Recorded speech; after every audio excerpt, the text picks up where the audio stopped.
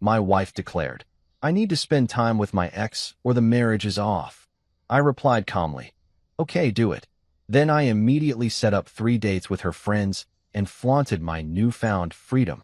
She was shocked and begged to call the whole thing off. So there I was, sitting across from my wife Riley at our dining table on what I thought was going to be just another Tuesday night. You know how some moments feel like they're happening in slow motion? This wasn't one of those.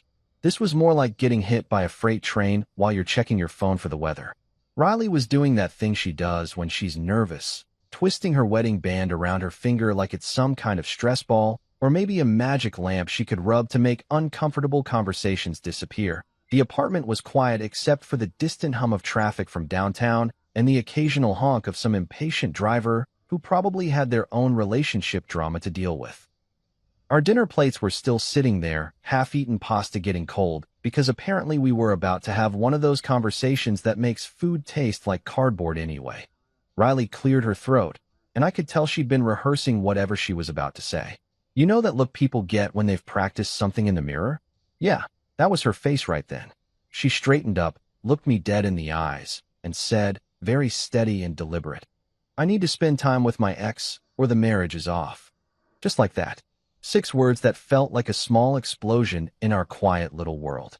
Not, I've been thinking about, or what would you say if, or even, I know this sounds crazy, but, nope. Straight to the nuclear option like she was ordering coffee. I need to spend time with my ex, or the marriage is off. Period. End of discussion. Except it wasn't the end, was it? It was just the beginning of whatever the hell this was supposed to be.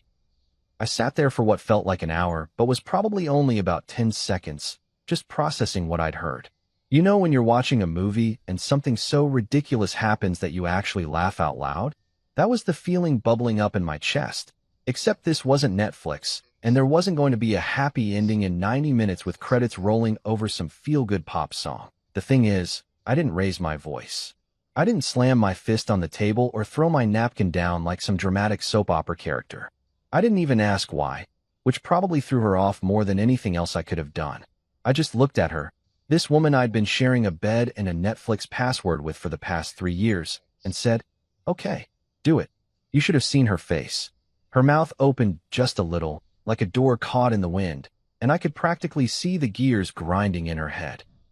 This wasn't how this was supposed to go down in whatever script she'd been writing in her mind. She expected me to beg, to fight, to throw myself at her feet and promise to be a better husband if she'd just reconsider. She wanted me to bargain, maybe offer couples therapy or a vacation to Cabo or whatever it is that desperate husbands throw at their wives when they're watching their marriages circle the drain. But here's the thing about ultimatums. They're not really negotiations, are they? They're power plays disguised as choices. When someone gives you an ultimatum, they're basically saying, dance for me, monkey, or I'm taking my ball and going home. And I've never been much of a dancer, so instead of giving her the dramatic reaction she was fishing for, I just pushed my chair back from the table and walked to the balcony. Our apartment's got this decent view of the city, nothing fancy, but you can see the lights stretching out toward the horizon like fallen stars.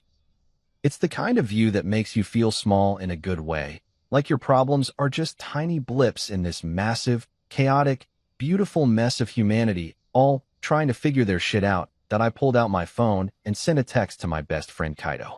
The guy's got this Zen thing going on that usually annoys me, but right then I needed someone who wouldn't immediately start screaming about lawyers and revenge and all that toxic masculinity bullshit that people think is helpful in situations like this. I kept it simple. She gave an ultimatum. I accepted calmly. Kaido's response came back faster than I expected. Then keep your center. No drama. Only boundaries. See, this is why I like the guy. No 20 questions, no demands for details, no immediate advice about how I should handle my obviously crazy wife. Just keep your center. Like I'm some kind of martial arts master instead of a 32-year-old guy who can barely keep his houseplants alive. I stayed out on that balcony for maybe 20 minutes, just breathing and watching the city do its thing.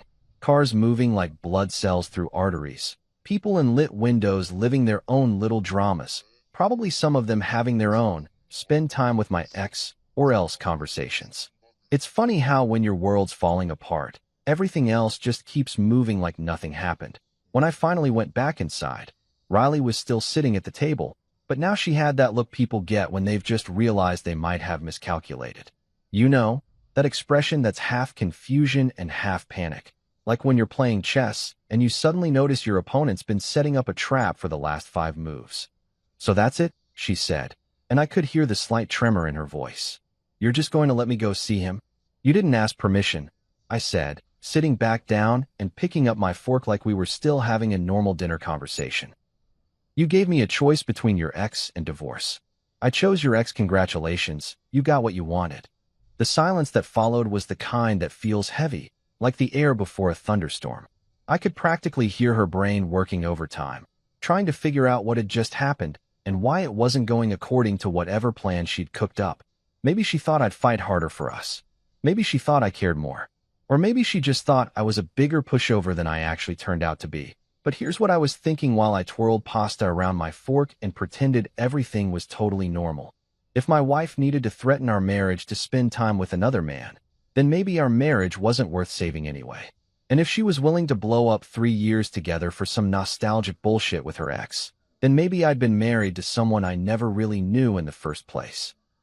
The rest of dinner passed in that awkward kind of quiet where both people are pretending to eat while actually just moving food around their plates. Riley kept stealing glances at me like she was waiting for me to crack, to show some emotion, to give her something she could work with. But I was done dancing to her tune. That night, lying in bed next to someone who'd just threatened to leave me, I stared at the ceiling and felt something I hadn't expected. Relief.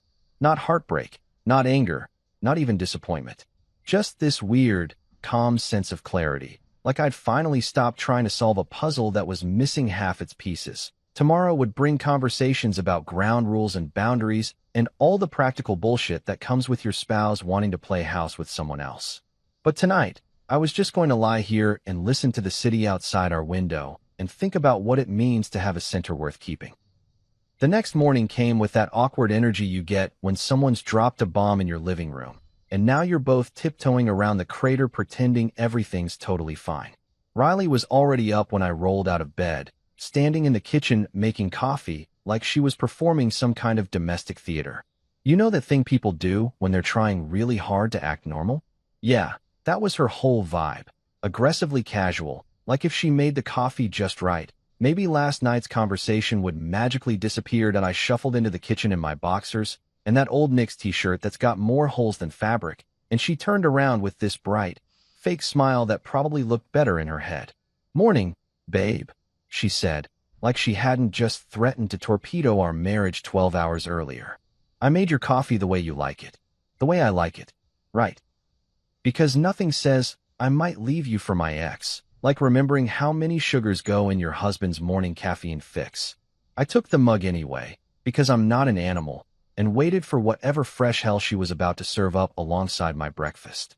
"So," she said, settling down at the table with her own cup and that purposeful look people get when they're about to pitch you something you definitely don't want to buy. "I've been thinking about how this could work. You know, if we're going to do this thing. This thing." Like she was talking about trying a new restaurant or maybe switching cable providers. Not, you know, spending quality time with the guy she used to sleep with before she met me. But sure, let's call it this thing and pretend we're all mature adults here. "I figured we should have some ground rules," she continued, pulling out her phone like she'd actually made a list. Because of course she had. Riley's the type who makes lists for everything. Groceries, vacation packing, apparently the terms and conditions of her extramarital nostalgia tour. You know, to keep things healthy and transparent. Healthy and transparent. I almost choked on my coffee, but I just nodded and waited for her to lay out whatever rulebook she'd cooked up in her head while I was sleeping. "Okay, so first, honesty if asked. Like, if you ask me something direct about what I did or where I went, I'll tell you the truth. No lies, no hiding anything." She looked up at me like she expected a gold star for promising not to lie to her own husband. "Second, be safe. Obviously. Like, common sense stuff. And third, no sleepovers. I'll always come home. And fourth, don't embarrass me. Like, don't go posting weird stuff on social media or telling everyone we know about our business." I sat there for a minute, just letting her words settle in the space between us. Ground rules. For my wife to hang out with her ex-boyfriend. Rules that she'd apparently spent considerable time thinking about, which meant this whole thing wasn't some spur-of-the-moment breakdown. This was planned, calculated. She'd been thinking about this for a while. Sounds reasonable, I said, and watched her face brighten like I'd just agreed to let her keep a puppy. Same applies to you, though. And there it was, that flicker in her eyes, like someone had just told her there was a quiz she hadn't studied for.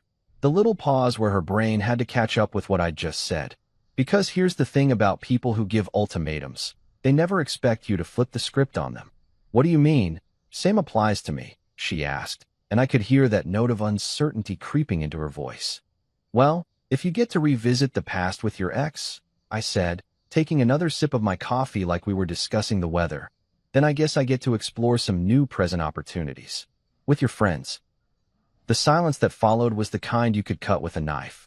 Riley just stared at me like I'd started speaking Mandarin or maybe suggested we sacrifice a goat in the living room. This clearly wasn't part of her master plan. See, over the years, Riley had made sure to tell me exactly which of her friends had made comments about me. It wasn't malicious or anything. Just one of those things that happens when you're married and your spouse shares their social circle's observations. There was Amara, her college friend who'd always been warm and funny and had once mentioned that I seemed genuinely kind, which is rare. Tessa, her ambitious work friend who'd said I was actually intelligent, not just guy thinks he's intelligent. And Noor, her blunt childhood friend who'd flat out told Riley that I was too good for her, after some argument we'd had about whose turn it was to clean the bathroom. I'd filed away these comments like sticky notes in my brain, not because I was planning anything, but because that's what you do when people say nice things about you. You remember them for the days when you're feeling like garbage about yourself. But now, sitting across from my wife who wanted permission to go play footsie with her ex, those mental sticky notes suddenly seemed relevant. You're serious? Riley said, and I could see her trying to figure out if I was bluffing. Dead serious. If the rules work for you, they work for me. Honesty if asked. Be safe. No sleepovers. Don't embarrass you. Fair's fair, right? I pulled out my own phone and started typing. 3 messages, each one polite and straightforward. To Amara. Hey, this might sound weird, but would you be interested in getting drinks Friday? Just as friends, Riley and I are working through some stuff, and I could use a friendly conversation. To Tessa. I know this is random, but would you want to grab dinner Saturday? No agenda, just thought it might be nice to talk to someone outside my usual circle. And to Noor, Coffee Tuesday. I have a feeling you might have some thoughts about the current state of my marriage. I hit send on all 3 before I could second-guess myself, then set my phone down and looked at Riley, who was staring at me like I'd just grown a second head. You can't be serious, she said, but her voice had gone up an octave, which meant she absolutely knew I was serious. Amara texted back first. Oh wow, yeah, okay. Everything all right. Cedar and glass at 7 work for you. Then Tessa. That does sound random, but sure. I know a place. Are you and Riley okay? And finally, Noor called. Actually called, which if you know Noor, means she had thoughts with a capital T. You're serious? She said when I picked up. She actually said that? She gave you an ultimatum about her ex? Fine, Coffee Tuesday. But I'm bringing honesty, and you might not like what I have to say. I hung up and looked at Riley, who had gone from confused to worried to something that looked suspiciously like panic. 3 for 3, I said. Funny how that works out. This is not what I meant, she said, and there was an edge to her voice now, like someone who'd just realized their clever plan had a massive loophole they hadn't considered. What did you mean? I asked, genuinely curious. Because from where I'm sitting, you wanted the freedom to explore connections outside our marriage. I'm just asking for the same courtesy. The thing is, I wasn't doing this to hurt her or get revenge or any of that petty bullshit. I was doing it because if my marriage was going to survive whatever midlife crisis or existential breakdown or nostalgic bullshit Riley was going through, it was going to survive as equals, not as her getting special privileges while I sat at home like a good little husband, waiting for her to get this out of her system.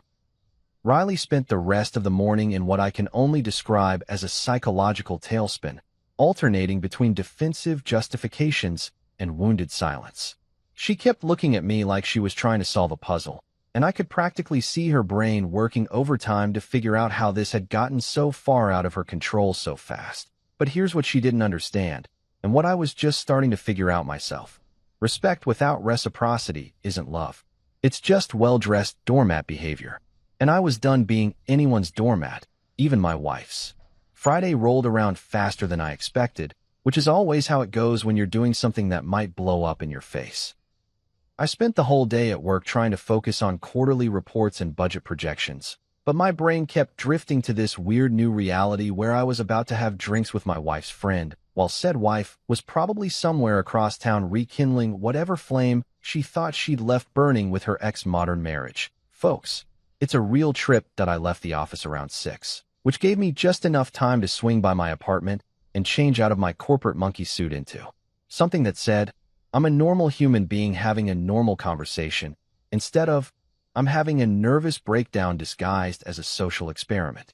Jeans, button-down shirt, the leather jacket Riley bought me for my birthday last year because she said it made me look less like an accountant and more like someone who might own a motorcycle. The irony wasn't lost on me. Cedar and Glass turned out to be one of those trendy spots that tries really hard to look like it wasn't trying hard. Exposed brick, industrial lighting. The kind of place where they serve cocktails in mason jars and charge $15 for what's essentially fancy lemonade. It was exactly the sort of bar Amara would pick, and I spotted her right away at a high-top table near the window, wearing this teal dress that made her look like she'd stepped out of a magazine spread about effortless weekend style. Jules, the bartender, was this 20-something with sleeve tattoos and the kind of customer service smile that probably earned her excellent tips. She slid 2 mocktails toward us without being asked. Apparently, Amara had already ordered for both of us, which saved me from having to decode whatever hipster cocktail menu they were working with. So, Amara said after we'd done the obligatory small talk about traffic and weather and how surprisingly good the mocktails were, this is either the most mature thing ever, or we're all about to star in our own personal soap opera. I laughed, because honestly, what else do you do? Yeah, I'm still figuring out which one it is myself. Amara's got this easy laugh that probably made her popular in college and definitely makes her good at her job in marketing. It's the kind of laugh that makes you want to say funnier things just to hear it again. We talked about safe stuff first, her new apartment in Brooklyn that she loves except for the neighbor who apparently practices interpretive dance at 3 in the morning, my newfound obsession with running that started as stress relief and turned into actual enjoyment, the completely fucked state of the subway system that we all just accept like it's some kind of natural disaster we have to live with. But eventually, because we're both adults and not idiots, we got to the real reason we were sitting across from each other in a trendy bar on a Friday night, while our mutual friend was off doing God knows what with her ex-boyfriend. So Riley wants permission for nostalgia, Amara said, swirling her drink thoughtfully. But nostalgia's a poor guide, you know? It's like looking at your high school yearbook and thinking you were cooler than you actually were. The thing about Amara is that she's got this way of cutting straight to the heart of things without making it feel like surgery. She's not trying to fix anything or take sides or give advice you didn't ask for. She's just observing, like a really perceptive scientist studying human behavior in its natural habitat. I think she's scared, I said, which surprised me because I hadn't really articulated that thought before. Not of losing me, exactly, but of, I don't know, being ordinary. Like maybe if she can prove she's still the kind of person her ex wanted, then she's still interesting. And what about you? Amara asked. What are you scared of? Honestly, I'm scared I've been married to someone I don't actually know. Like maybe the person I fell in love with was just really good at pretending to be someone else. We sat with that for a minute, watching the Friday night crowd flow around us. Couples on dates, friends celebrating the end of another work week, people trying to wash away whatever disappointments they'd collected over the past 5 days. It struck me that most of these people probably had their own versions of the same problems, just dressed up differently. You know what's funny? Amara said, Riley used to complain that you were too stable. Like, she'd say it wasn't a bad thing, but she'd mention how you never surprised her anymore.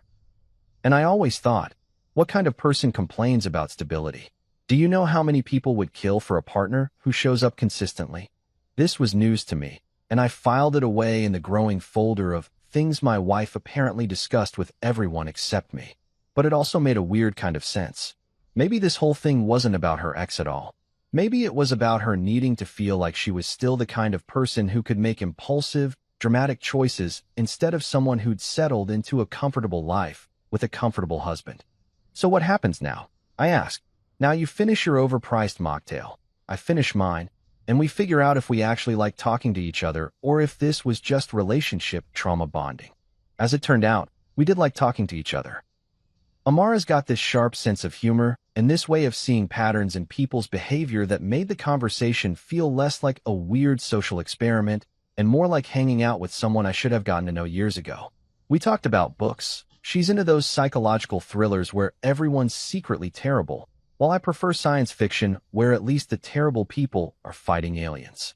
We discussed travel, specifically how everyone claims they want to backpack through Europe, but really they just want to post Instagram photos from places with good lighting. There was no kiss, no hand-holding, no moment where we gazed into each other's eyes and realized we were meant to be together. Just two people having an honest conversation about messy human relationships while consuming artisanal beverages. When the night wound down, we hugged goodbye like normal adults, and I walked to the subway with this message playing in my head. I can be kind and still have a spine. The train ride home gave me time to think about what had just happened. Not the surface-level stuff, having drinks with my wife's friend while she was out with her ex, but the deeper realization that I'd just spent 3 hours being myself without having to manage someone else's emotions or walk on eggshells around someone else's insecurities. When was the last time I'd done that with Riley? When I got home, Riley was waiting in the living room like a judge in a quiet courtroom, still in the dress she'd worn for her own evening out. She looked up when I walked in, and I could see her scanning my face for evidence of whatever she thought might have happened. "Did you sleep with her?" she asked. Straight up, no preamble. "We agreed on boundaries," I said, hanging my jacket on the chair. "It was drinks and conversation. That's all." The air in the room turned colder than our refrigerator, and I realized that my calm, honest answer was somehow more threatening to her than if I'd come home with lipstick on my collar and a guilty expression. Because if I could go out, have a good time, and stick to the rules we'd both agreed on, then what excuse did she have for whatever line she might be tempted to cross? I went to bed that night thinking about stability and surprises, about the difference between being boring and being reliable, and about whether the person lying next to me actually wanted a husband or just wanted someone to react dramatically to whatever chaos she decided to create. But mostly, I thought about how good it felt to have a conversation where I didn't have to be anyone other than exactly who I am. Saturday morning hit me like a hangover, except instead of too much tequila, I was dealing with the aftermath of my wife's social circle losing their collective shit over my Friday night beverage consumption with Amara. I woke up to my phone buzzing like an angry wasp, and before I'd even had my first cup of coffee, I was fielding calls from people who apparently had very strong opinions about my life choices. The first salvo came from Jordan, Riley's brother, who called at exactly 9:30 a.m. because he's the type of guy who thinks being up early gives him some kind of moral authority. Jordan's always been one of those dudes who peaked in high school and never quite figured out that the rest of us moved on from caring about who was dating whom and why. He's got this voice that sounds like he's perpetually disappointed in everyone around him, which I guess makes sense when you're 33 and still living in your mom's basement while figuring things out. "Yo, what the hell, man?" he said, skipping right past any normal greeting. "Riley told me you're dating her friends now? That's some cold shit, even for you. Even for me. Like I had a reputation for being some kind of heartless bastard instead of the guy who'd been quietly putting up with his sister's emotional tornado for the past 3 years. I was standing in my kitchen in boxers and a t-shirt that said, "World's okayest husband," a gag gift from Riley that felt increasingly prophetic, trying to make sense of this conversation before my brain was fully online. "I'm not dating anyone," I said, measuring coffee grounds with the precision of someone who really needed caffeine to function. Riley gave me an ultimatum about seeing her ex. I accepted it and asked for the same courtesy she was giving herself. "Fair's fair. Fair's fair." Jordan's voice went up about 3 octaves, like I'd just suggested we sacrifice his firstborn child. "Dude, she's going through something. You're supposed to be supportive, not whatever this is." "What exactly is this, Jordan?" I asked, genuinely curious about how he was going to spin my having a completely innocent conversation over mocktails into some kind of betrayal. Because from where I'm standing, I had drinks with a friend and went home alone. Riley did. What exactly last night? There was this pause where I could practically hear his brain short-circuiting, because apparently nobody had bothered to ask Riley for details about her own evening, which told me everything I needed to know about how this whole situation was being framed in the family group chat. "You're making it worse," he muttered, falling back on that classic move where people blame you for not handling their bad behavior gracefully enough. "I'm making it even," I replied, and hung up before he could launch into whatever lecture he'd prepared about how real men handle relationship problems. But Jordan was just the opening act. My mom called 20 minutes later, and I could tell from her voice that she'd been thinking about this all night. Aisha's got this way of cutting through bullshit that probably comes from raising 3 kids as a single parent after my dad decided that responsibility wasn't really his thing. She doesn't waste time on drama, but she also doesn't let you get away with being stupid. "Son," she said, and I could picture her sitting in her kitchen with her own coffee, probably already dressed and ready for whatever Saturday had in store. "I heard about what's happening with you and Riley." "Did you now?" I said, because in my family, news travels faster than gossip in a small town. "And what exactly did you hear?" "I heard that girl gave you some kind of ultimatum, and instead of fighting for your marriage, you're out here playing games with her friends." I sat down at my kitchen table, because this was clearly going to be one of those conversations that required my full attention. "Mom, I'm not playing games. Riley told me she needed to spend time with her ex, or she was ending our marriage." I said okay. Then I asked for the same freedom she was giving herself. "How is that playing games?" There was another one of those pauses that mothers are famous for, the kind where you know they're choosing their words carefully because they love you, but they also think you might be making a mistake. "Baby, I'm not saying you're wrong," she said finally. "But don't trade anger for dignity. Keep your dignity. And see, this is why I love my mom. She wasn't taking sides or telling me what to do. She was just reminding me who I am and who I want to be, regardless of what chaos is swirling around me." After we hung up, I sat there for a while thinking about the difference between dignity and doormat behavior, and whether it was possible to maintain both your self-respect and your marriage when your spouse was actively testing the boundaries of both. The third hit came via text from Bianca, our wedding planner, who was apparently living in some parallel universe where Riley and I were still happily planning our upcoming nuptials instead of conducting some kind of social experiment about the limits of marital flexibility. Her message was all business. "Hi, just checking in about the menu tasting next week and the final head count for the venue. Also, the florist needs the deposit by Monday or we'll lose the date. Let me know what works." I stared at that text for a solid 5 minutes, just trying to process the surreal nature of discussing flower deposits while my wife was off exploring whether the grass was greener with her ex-boyfriend.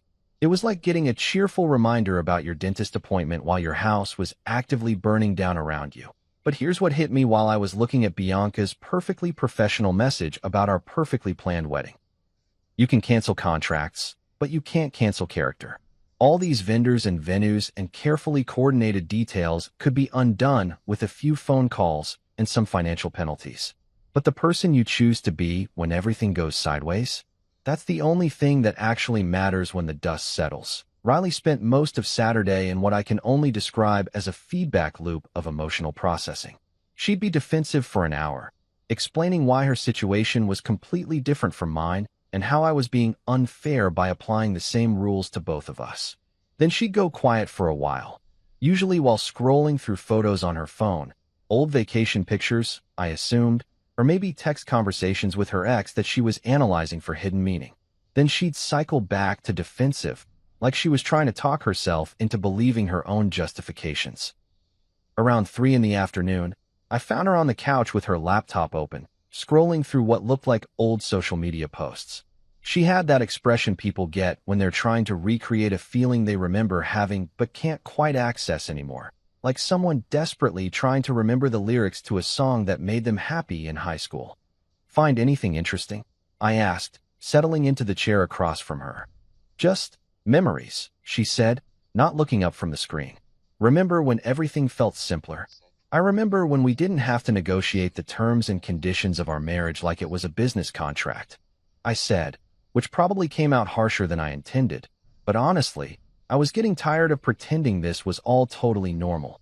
She looked up at me then, and for a second I saw something that looked like the person I'd fallen in love with.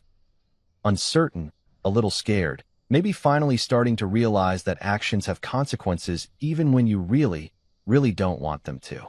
I didn't think you'd actually do it, she said quietly. Go out with Amara, I mean. And I didn't think you'd actually give me an ultimatum about spending time with your ex, I replied. But here we are. That night, I made dinner for one and ate it slowly, thinking about how marriage was supposed to be about building something together, not about one person constantly testing whether the foundation could handle whatever new weight they decided to throw on it. I thought about dignity and character and whether it was possible to love someone who seemed determined to see how much damage they could do before you finally broke. But mostly, I thought about how quiet the apartment felt when nobody was trying to justify the unjustifiable. Saturday evening found me standing outside Bella Vista, this cozy Italian joint that Tessa had picked, trying to shake off the weird energy from Jordan's morning guilt trip and my mom's well-intentioned reality check. The place had that authentic neighborhood vibe, not the kind of Italian restaurant that tries too hard with fake Tuscan murals and Dean Martin playing on repeat, but the sort where the owner's grandmother probably still makes the sauce and argues with customers about whether they're ordering enough food. Plants hung from every available surface like the place was trying to become a greenhouse, and the lighting was warm enough to make everyone look like they were having a better time than they probably were. I spotted Tessa right away at a corner table, looking like she'd stepped out of a boardroom and into date night without missing a beat. She had on this black blazer that probably cost more than my monthly car payment, but she wore it like armor instead of fashion. The kind of outfit that said, I'm here to conduct business, even if that business happens to be personal. When I walked over, she looked up from her phone with those sharp eyes that had probably made more than one corporate executive reconsider their quarterly projections. Tessa's got this way of looking at people like she's reading their annual report and deciding whether they're worth investing in. It should be intimidating, but somehow it just made me feel like I was finally dealing with someone who wasn't going to waste my time with bullshit. So, she said before I'd even fully settled into my chair, I'm not a prop for anybody's power game. If we're here, it's to talk like adults, not because you're trying to make Riley jealous or because she put you up to something weird. We clear on that? I respected the hell out of that opening move. No small talk. No pretending this wasn't exactly as strange as it obviously was. Just straight-up boundaries delivered with the efficiency of someone who'd clearly thought this through. We're clear, I said. I'm here because I wanted to have dinner with someone who might actually tell me the truth about what's happening instead of trying to manage my feelings about it. Good, she said, signaling the waiter with the kind of subtle hand gesture that said she'd definitely handled her share of business dinners. Because Riley already called me today, trying to get me to cancel. Of course she had. Because apparently my wife's strategy for dealing with the consequences of her ultimatum was to try to control every variable except her own behavior. I ordered the osso buco because life's too short for safe menu choices, and Tessa went with some kind of seafood pasta that probably had a name I couldn't pronounce without embarrassing myself. What did she say? I asked, genuinely curious about how this situation was being spun in Riley's version of events. She told me you were punishing her, Tessa said, taking a sip of the wine she'd ordered without consulting me, a power move I could appreciate. Said you were trying to hurt her by involving her friends. I told her that an ultimatum is a choice with teeth, and if she didn't want people to bite back, maybe she shouldn't have started chomping. That actually made me laugh, which felt weird given the circumstances, but there was something liberating about talking to someone who wasn't trying to protect my feelings or convince me that up was down and black was white. Tessa had this way of cutting through emotional fog with pure logic, like a really expensive knife through overcooked steak. You know what's funny? She continued, twirling pasta around her fork with the same precision she probably brought to contract negotiations. Riley's been complaining about feeling trapped in routine for months. Says you two never do anything spontaneous anymore. That marriage made everything predictable. But when you do something unexpected, suddenly you're the bad guy. This was becoming a theme. Apparently my wife had been conducting a whole secondary conversation about our relationship with everyone except me. I was starting to feel like the last person to know that my own marriage was in trouble, which is either really sad or really pathetic, depending on how you want to look at it. So what's your take? I asked. Professional opinion from someone who's known her longer than I have. Tessa set down her fork and gave me that look again, the one that felt like being x-rayed by someone who actually knew how to read the results. Honestly, I think Riley's going through some kind of quarter-life crisis disguised as a relationship issue. She's 30, married, stable job, nice apartment, all the things she thought she wanted. But now she's wondering if this is all there is. And instead of dealing with that like a grown-up, she's decided to blow things up and see what happens. And her ex is what, exactly? The road not taken. More like the road she took and decided wasn't good enough the first time around, Tessa said. But memory's a hell of a drug. It edits out all the reasons you broke up with someone and leaves you with this highlight reel of the good parts. We spent the next hour talking about everything from Riley's tendency to romanticize the past to the general weirdness of modern relationships, where people somehow think they can have their cake, eat it too, and then complain that the bakery should have offered more flavors. Tessa had this theory that social media had basically ruined everyone's ability to be satisfied with normal human happiness, because there was always someone online living a more Instagram-worthy version of your life. The thing is, she said, gesturing with her wine glass, Riley's not a bad person. She's just scared of being ordinary.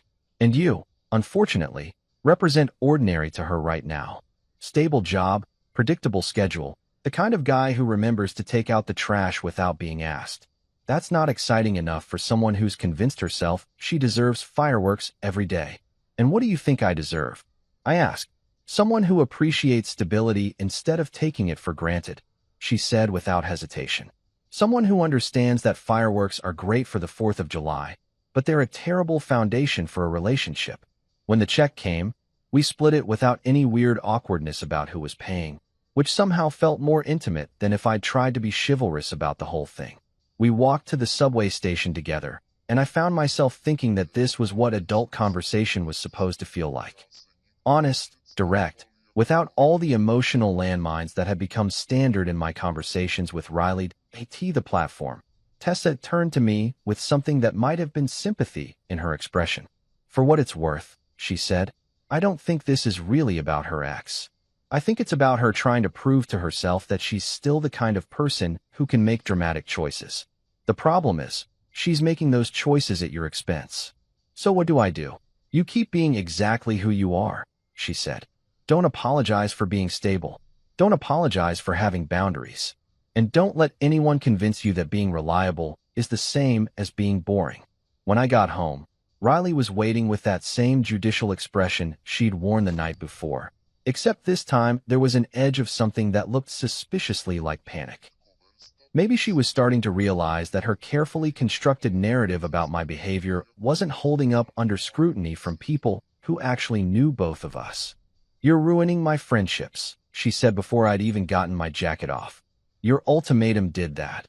I replied, hanging my coat on the chair with deliberate calm. I'm only refusing to be the only one who bleeds.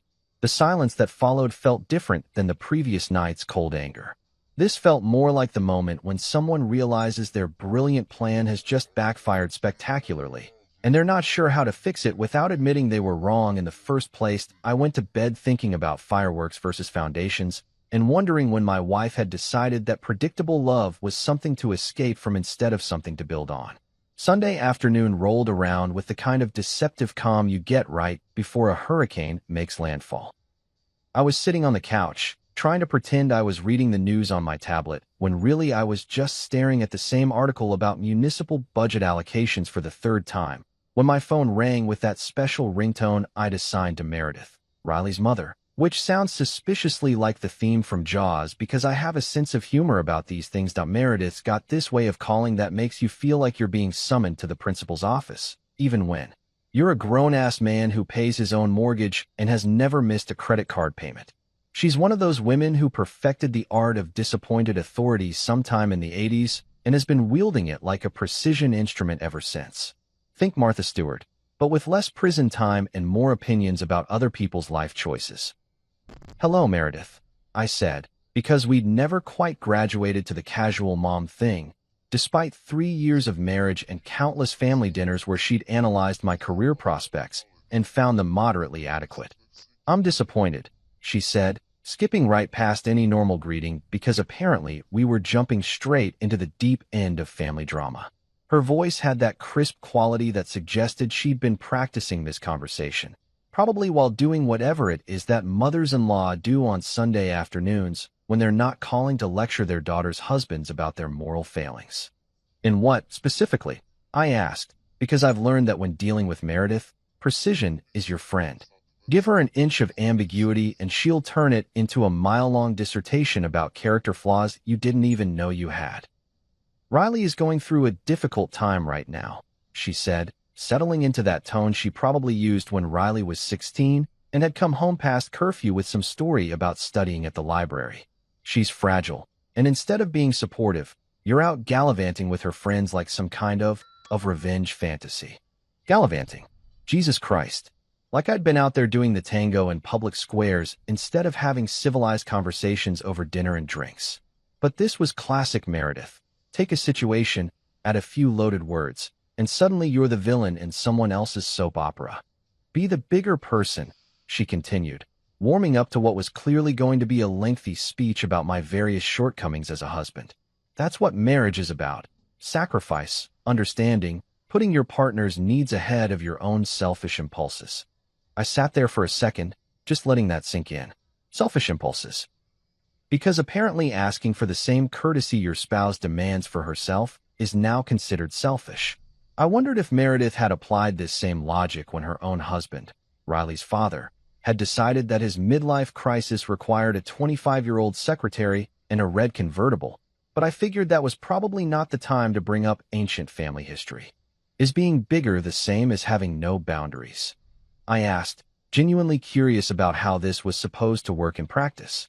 Because I'm trying to understand the rules here, Meredith. Riley gives me an ultimatum about spending time with her ex, and I'm supposed to just... What exactly? Sit at home, knitting while she figures out if the grass is greener with someone else.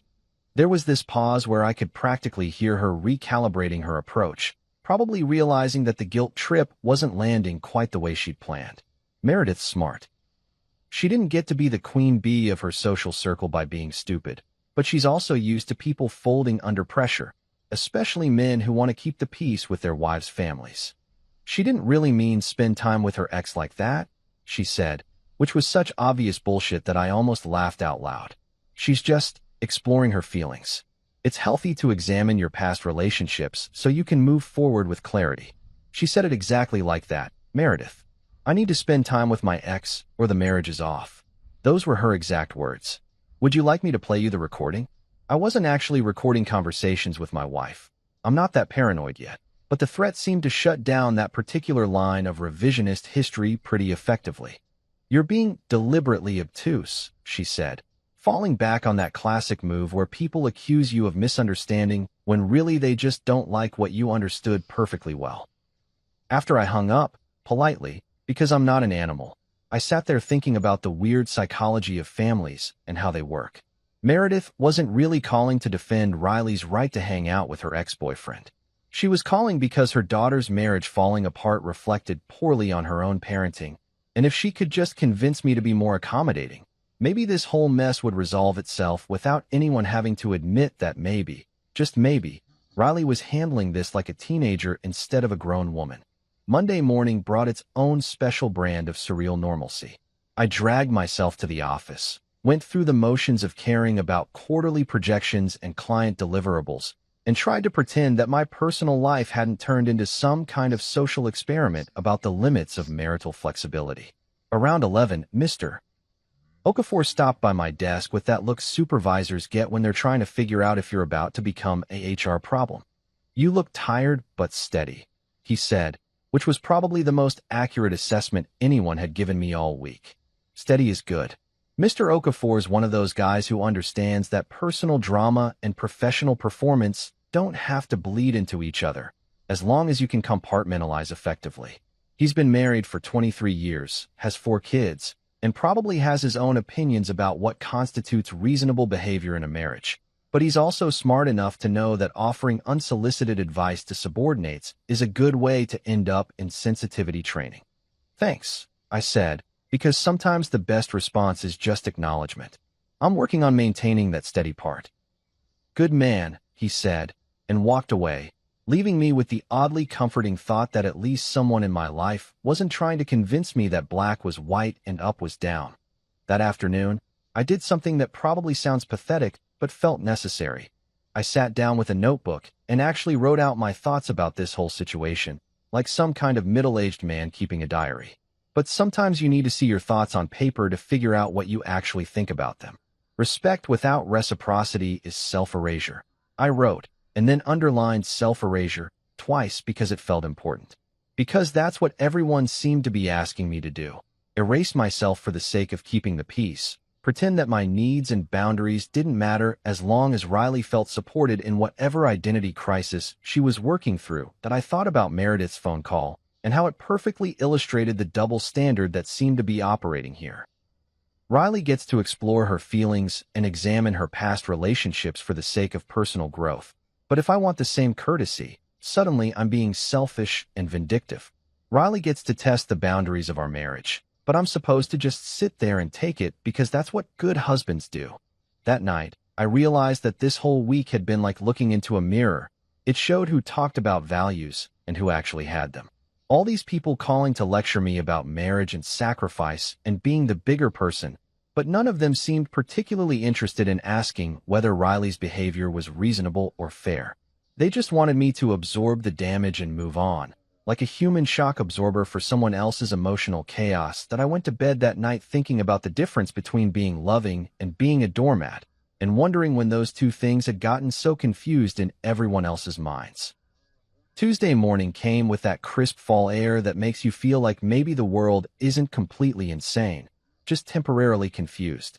I had about 4 hours to kill before my coffee date with Noor, which gave me plenty of time to overthink what was rapidly becoming the weirdest week of my adult life. I spent most of the morning at work trying to focus on spreadsheets and client calls, but my brain kept drifting to this conversation I was about to have with someone who'd known Riley since they were kids and probably had opinions about our marriage that she'd never shared with me directly. Noor had picked the grind, this bright little cafe near the Natural History Museum that looked like it had been designed by someone who really loved both coffee and succulents. The walls were covered with plants that probably had names I couldn't pronounce, and the lighting was that perfect combination of natural and artificial that makes everyone look like they're starring in their own indie film about urban 20-somethings finding themselves through caffeine consumption. That I got there about 10 minutes early, which is my usual strategy for conversations that might go sideways. Better to be sitting down with a drink in hand when the emotional bombs start dropping. I ordered something called a Coeur d'Alene because the barista looked like she'd judge me if I just asked for regular coffee, and found a table by the window where I could watch normal people living their normal lives while I waited to discuss the spectacular implosion of my marriage with my wife's most brutally honest friend. Noor showed up exactly on time, because she's the type of person who considers punctuality a basic life skill rather than an optional courtesy. She was wearing a denim jacket that looked like it had survived several decades and multiple fashion cycles, and she had that expression that people get when they're about to tell you something you probably don't want to hear, but definitely need to know. "Okay," she said, settling into the chair across from me without any of the social pleasantries that most people use to ease into difficult conversations. "I'm here because I care about you and Riley, but I won't enable foolishness, and what's happening right now is premium-grade foolishness." This was exactly what I'd expected from Noor, and exactly what I needed. No dancing around the subject, no trying to protect anyone's feelings, just straight-up honesty delivered with the efficiency of someone who'd probably been watching this train wreck build up speed for longer than I realized. "Tell me something I don't know," I said, taking a sip of my Coeur d'Alene, which turned out to be surprisingly good for something with a pretentious name. "Riley's got a pattern," Noor said, wrapping her hands around her coffee cup like she was warming up for a long conversation. "When she gets stressed, when life feels too stable or predictable, she chases validation like it's going to plug whatever hole she thinks she has in her soul. And right now, she's convinced herself that time with her ex will confirm she's still desirable, still interesting, still the kind of person who has options." This lined up with what Tessa had said about Riley's quarter-life crisis, but hearing it from someone who'd known her since they were both wearing braces and worrying about algebra tests gave it a different weight. Noor wasn't analyzing Riley from the outside. She was speaking from 2 decades of friendship and probably more late-night phone calls about relationship drama than I wanted to think about. "But here's the thing," Noor continued. she's going to come home emptier than when she left. Because nostalgia is like junk food for your emotions. It tastes good going down, but it doesn't actually nourish anything. And her ex? He's probably just as confused about what he wants as she is. So what am I supposed to do with that information? I asked, genuinely curious about whether this was leading toward advice or just observation. You keep being exactly who you are, she said, which seemed to be the consensus among Riley's friends, assuming they weren't all just telling me what they thought I wanted to hear. Don't apologize for having boundaries. Don't apologize for refusing to play games. And definitely don't apologize for treating this situation like the two-way street it actually is. We spent the next hour talking about Riley's history of relationship drama, and I started to see a pattern that probably should have been obvious earlier. There was the college boyfriend she'd cheated on because she needed to know if she was missing something. The guy after graduation she'd broken up with because he was too available, and she needed someone who would challenge her more. The pattern seemed to be that whenever Riley felt secure in a relationship, she found a way to create chaos just to feel like she was still in control of her own story. The irony, Noor said, stirring her coffee thoughtfully, is that you're probably the most emotionally stable person she's ever dated, which is exactly what she said she wanted after all the drama with her exes. But now that she has it, she's bored. She wants the security of a stable relationship and the excitement of uncertainty, and she hasn't figured out that you can't have both. And what about you? I asked. How does this affect your friendship with her? Noor gave me this look that was part affection and part exasperation, like a parent watching their kid make the same mistake for the 10th time. I love Riley, but I'm not going to co-sign her bullshit. I told her last week that giving you an ultimatum was manipulative and stupid, and if she wanted to explore whether she'd made the right choice marrying you, there were better ways to do it than threatening to blow up your marriage. What did she say to that?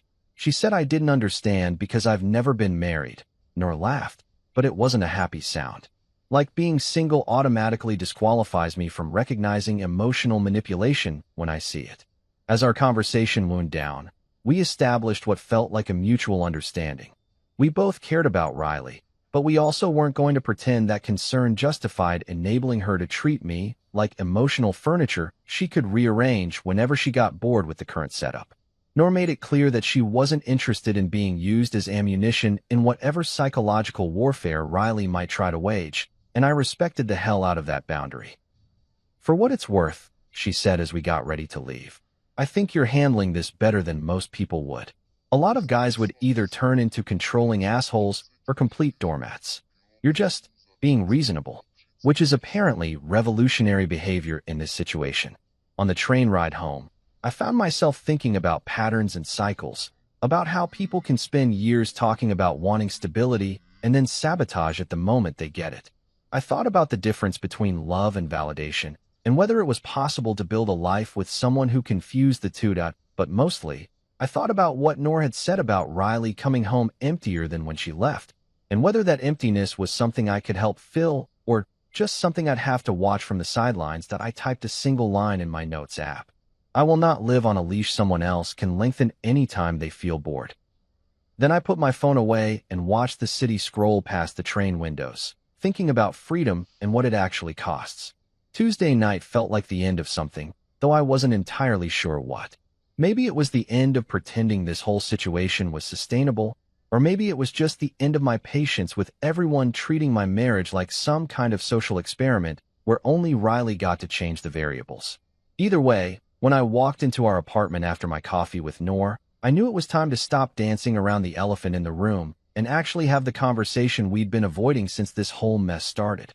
Riley was sitting on the couch, scrolling through her phone with that particular brand of aggressive casualness that people use when they're trying really hard to look like they're not waiting for you to come home so they can have a fight. She looked up when I walked in, and I could see her scanning my face for evidence of whatever she thought had happened during my afternoon with Noor. It was becoming a pattern, this forensic analysis of my expression every time I came back from spending time with one of her friends, like she was looking for proof of some crime I hadn't actually committed. How was coffee? She asked, in that tone people use when they're asking one question but really want the answer to about 15 others.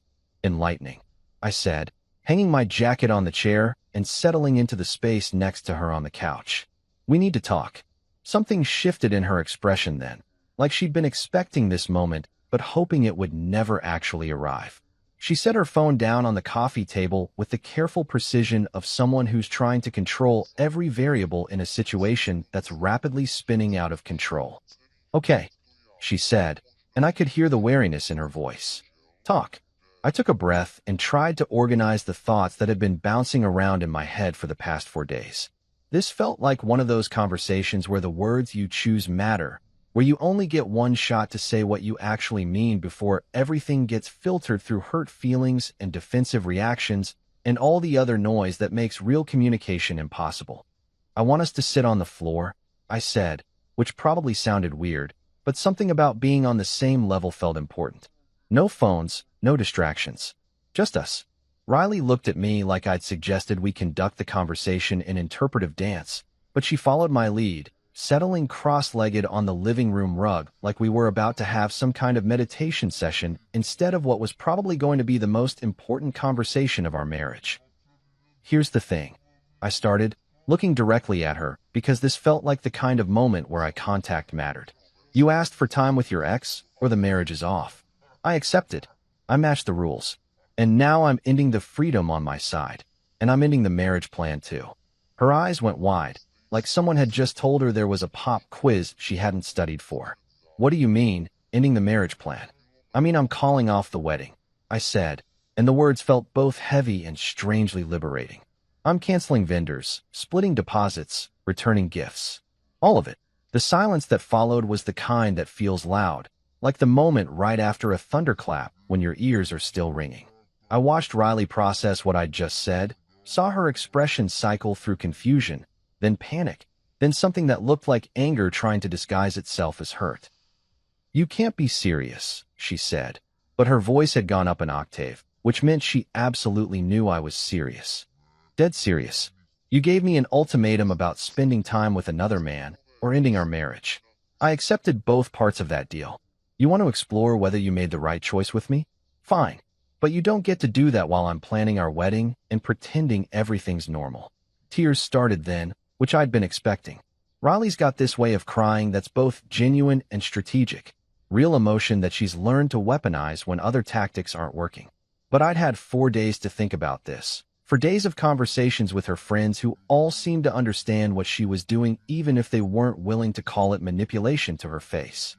"I didn't think you'd actually go out with them," she said, like this was somehow my fault for taking her words at face value. "And I didn't think you'd actually give me an ultimatum about your ex," I replied. "But your statement wasn't a question, Riley. You didn't ask for my thoughts or my feelings or whether there might be other ways to work through whatever crisis you're having. You told me what you needed and what would happen if you didn't get it. But I didn't mean, you meant exactly what you said. And now you're dealing with the consequences of saying it." The negotiation phase kicked in then, which is what always happens when people realize their bluff has been called and they're suddenly holding a losing hand. Riley tried tears, then anger, then bargaining, then back to tears, cycling through emotional strategies like someone channel surfing for a show that might hold their attention. "Can't we just pretend this didn't happen?" she asked finally, her voice small and desperate. "Can't we just go back to how things were?" And that's when I realized we'd hit the core of the problem. Riley wanted the ability to detonate our relationship and then act like the explosion never happened. She wanted to test our boundaries without any actual consequences, to see how far she could push before something broke, and then rewind the tape when she didn't like the results.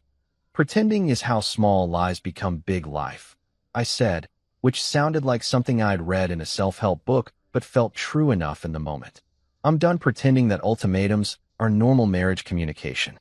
I'm done pretending that threatening to leave your spouse is an acceptable way to get what you want." Right in the middle of this conversation, Mrs. Adeyemi from next door knocked gently on our door. She's this sweet older woman who probably heard our raised voices through the thin walls and wanted to make sure nobody was bleeding. Even whispered pain leaks through apartment walls in this city, and our marriage's death rattle was apparently loud enough to warrant a wellness check. "Everything okay in there?" she called softly, and I could hear the genuine concern in her voice. "We're fine, Mrs. Adeyemi," I called back, though fine was probably not the word most people would use to describe a couple having a conversation about canceling their wedding on their living room floor. Just talking. When I heard her footsteps retreat, I turned back to Riley, who was looking at me like she was seeing me for the first time. Maybe she was. Maybe for 3 years, she'd been married to some version of me that existed only in her head. More pliable, more willing to absorb damage for the sake of keeping the peace. Trust is the house, I said quietly. Your ultimatum was the fire. She stayed quiet for a long time after that, just sitting there on the rug with tears running down her face, probably realizing that actions have consequences even when you really don't want them to. I felt sorry for her, in a way. Sorry that she'd convinced herself that love meant having the freedom to hurt someone without them fighting back. Sorry that she'd mistaken my stability for weakness and my kindness for stupidity. But I also felt something I hadn't expected. Relief. Relief that I'd finally said what needed to be said, that I'd finally drawn a line that actually meant something. Relief that I was choosing self-respect over the illusion of harmony. So what happens now, she asked. Now we figure out how to untangle 3 years of shared life, I said. And you figure out what you actually want instead of what you think you should want. I went to bed that night in the guest room, staring at the ceiling and thinking about the difference between love and hostage-taking, and whether it was possible to save a marriage from someone who seemed determined to destroy it. Wednesday morning felt like the first day of a new job, one I'd never applied for and definitely didn't want, but here I was anyway, about to become an expert in the fine art of dismantling a life I'd spent 3 years building. I woke up in the guest room with that groggy disorientation you get when your brain needs a few seconds to remember why everything feels wrong. And then it all came flooding back. The conversation, the decision, the look on Riley's face when she realized I actually meant what I'd said. The first order of business was coffee, because you can't effectively destroy your own wedding plans without adequate caffeine. Riley was already in the kitchen when I stumbled out, standing at the counter with her laptop open, and that expression people get when they're trying to solve a math problem that keeps changing every time they look at it. She'd obviously been up for a while, probably doing that thing where you lie in bed at 4 a.m. running through every possible scenario and hoping one of them doesn't end with your life completely imploding. I started a list, she said without looking up, which was probably the most practical thing either of us had said since this whole mess began. Vendors, deposits, that kind of thing. I poured myself coffee and looked over her shoulder at the spreadsheet she'd created, which was color-coded and alphabetized because even in crisis, Riley's the type of person who organizes her emotional breakdowns. She'd listed everything from the photographer to the florist to the string quartet we'd hired for the ceremony, complete with deposit amounts and cancellation policies that I'd never bothered to read, because who plans for their wedding to implode 6 weeks before the date? Bianca sent this yesterday, Riley said, turning the laptop toward me. She needs to know about final headcounts and the cake tasting we're supposed to do Friday. Bianca's email looked like a medical bill for a body we couldn't save, line items for services that would never be rendered, deposits for a future that was evaporating in real time. The subject line read, "Final details, so excited," with enough exclamation points to power a small city, which would have been funny if it wasn't so depressing. I'll call her, I said, because someone had to be the adult here, and apparently that someone was going to be me. The conversation with Bianca was exactly as uncomfortable as you'd expect. She went through the 5 stages of grief in about 90 seconds. Denial. Are you sure you can't work this out? Anger. Do you have any idea how much work I've put into this? Bargaining. What if we just postponed for a few months? Depression. This is such a shame. You two seemed so happy. And finally, acceptance. I'll send you the cancellation paperwork. These things happen more than you'd think, she said at the end, which was either meant to be comforting or was just her way of processing the fact that she'd spent 6 months planning a party that was never going to happen. I had a couple last year who called it off because they couldn't agree on whether to serve fish or chicken. At least you have better reasons. Better reasons. Right. Because my wife gave me an ultimatum about spending time with her ex was somehow more dignified than arguing about wedding entrees. But I guess in the grand scheme of relationship failures, fundamental incompatibility about the nature of marriage probably does rank higher than disagreements about catering. The next week turned into a masterclass in the logistics of heartbreak. Canceling a wedding, it turns out, is like running a small business into the ground. There are contracts to break, deposits to forfeit, and a surprising amount of paperwork involved in officially declaring that your happily ever after is off the table.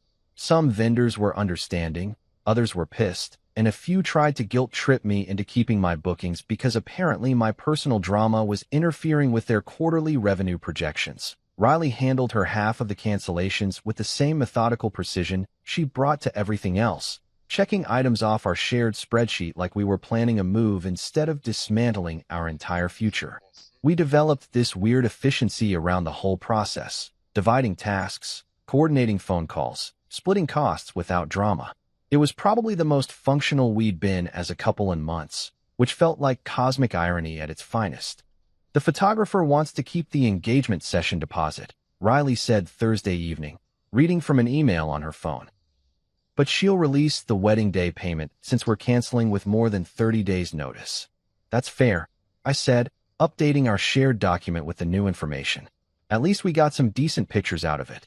Those engagement photos were sitting in a folder on our computer somewhere, 47 images of us looking happy and in love and completely unaware that our relationship was heading toward this exact moment. I wondered what we'd do with them now. Keep them as evidence of better times, or delete them like digital exorcism. The gifts were their own special category of awkward.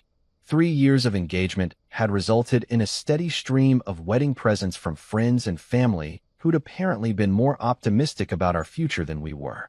Returning them felt like admitting failure to everyone we knew, but keeping them felt like some kind of emotional fraud. Your aunt sent back the salad bowl set, Riley said, opening a package that had arrived that morning. With a note.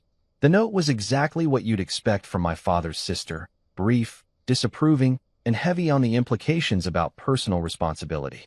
Perhaps you'll have better luck with the next one, she'd written, which was either optimistic or just passive-aggressive, depending on how you wanted to read it. Friday afternoon, Riley tried one more negotiation session at our front door, catching me as I was leaving for what had become my daily run, a new habit that started as stress relief and turned into the only hour of the day when my brain could actually quiet down.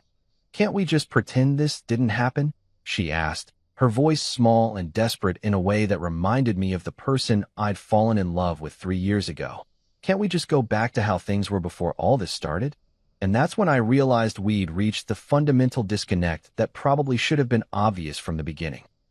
Riley wanted the ability to unsay things, to take back actions, to rewind time to before she decided our marriage needed testing. But words have weight, and actions have consequences, and some things can't be undone just because you don't like how they turned out. Pretending is how small lies become big life, I said, which was becoming my unofficial motto for this whole experience. I stopped arguing with reality. That weekend, I moved into a small one-bedroom apartment across town. Nothing fancy, just a place with good light and enough space for me to figure out who I was when I wasn't half of a couple. The moving process was surprisingly painless, probably because I'd been emotionally checking out of our shared space for weeks without realizing it. Marco, my spotting partner at the gym, helped me carry boxes and offered the kind of practical support that men excel at, showing up, doing the work, not asking too many questions about feelings. "You're breathing deeper," he said as we loaded my desk into his truck. I stopped arguing with reality. I told him, which seemed to make sense to him in a way that it probably wouldn't to most people, that my mom came by that first evening in my new place, bringing homemade jollof rice, and the kind of maternal presence that doesn't require explanation or justification. She sat on my second-hand couch, the only furniture I had besides a bed and a folding table, and we ate dinner mostly in silence, which was exactly what I needed. "You did the right thing," she said finally, as we were cleaning up the dishes. "Did I? You stopped letting someone else define the terms of your own life," she said. "That's always the right thing, even when it's hard." That night, I lay in my new bed in my new apartment, listening to different traffic patterns and different neighbor sounds, and felt something I hadn't expected: peace. Not happiness exactly, but the quiet satisfaction of someone who'd finally stopped trying to solve a puzzle with missing pieces. A month later, I was sitting in my new apartment on a Saturday morning, drinking coffee from a mug that actually belonged to me instead of being part of some joint household inventory, when I realized something profound. I hadn't checked my phone for relationship drama in about 2 weeks. That might not sound like much to normal people, but for someone who'd spent the better part of a year walking on eggshells and monitoring the emotional weather patterns of his marriage, it felt like a minor miracle. The stories that had been flying around our social circle for the past few weeks were exactly what you'd expect when a couple implodes in semi-public fashion.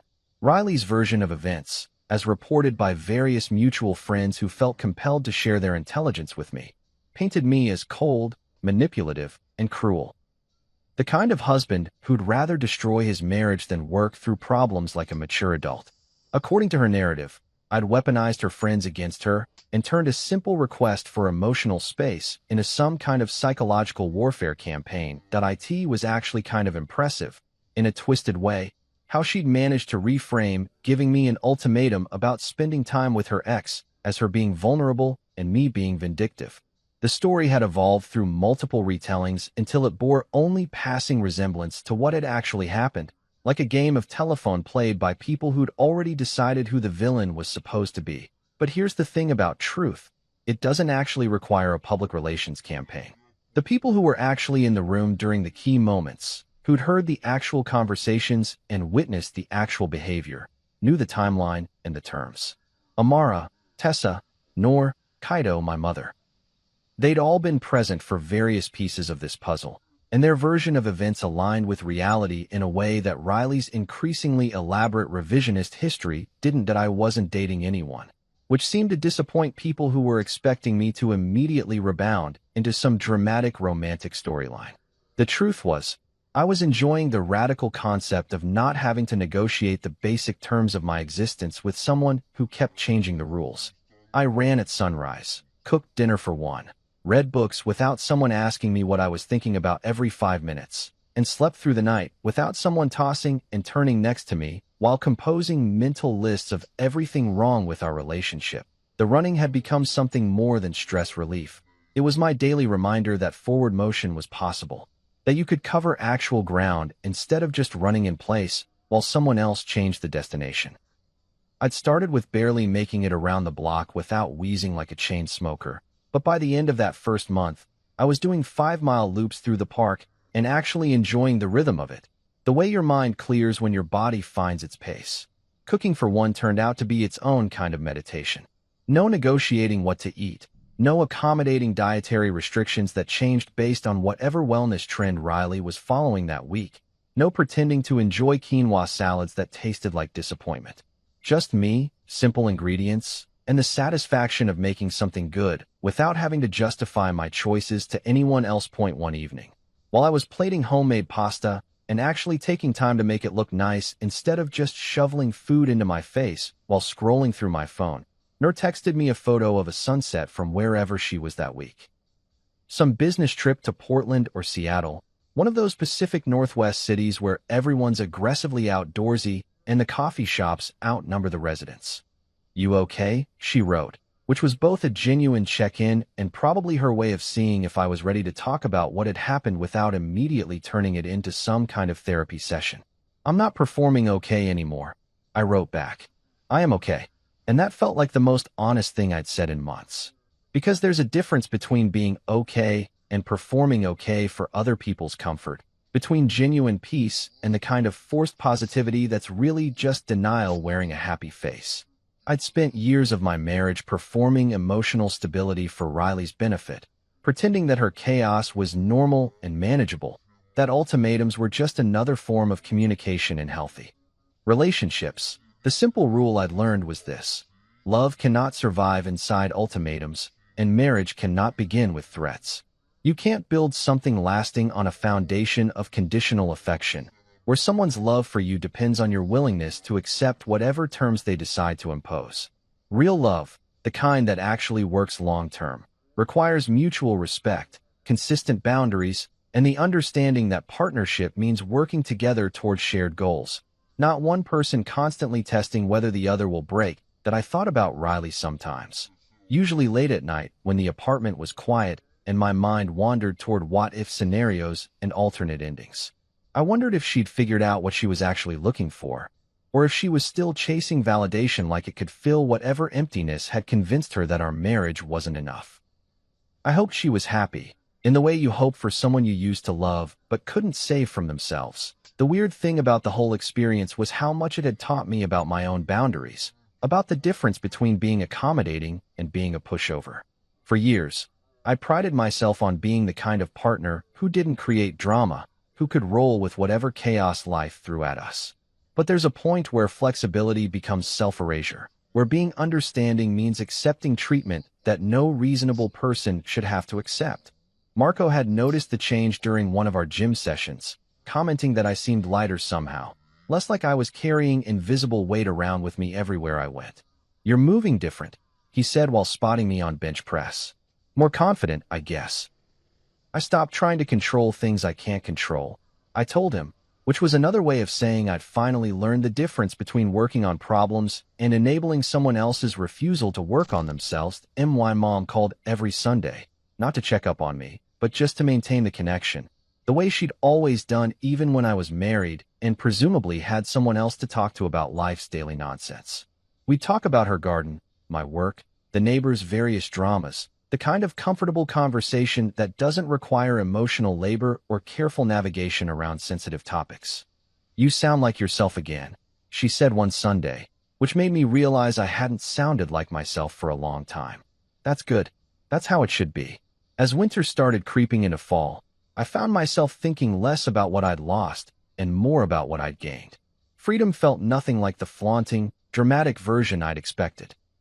It felt like breathing without asking permission, like making decisions based on what actually made sense instead of what might avoid conflict, like going to bed at night without wondering what fresh crisis tomorrow might bring. I turned off my phone during dinner now, not because I was trying to prove some point about mindful living, but because I wanted to taste my food and think my thoughts without the constant buzz of other people's emergencies and opinions. I ate slowly, cleaned my kitchen afterward, and felt grateful for the simple pleasure of a life that belonged entirely to me.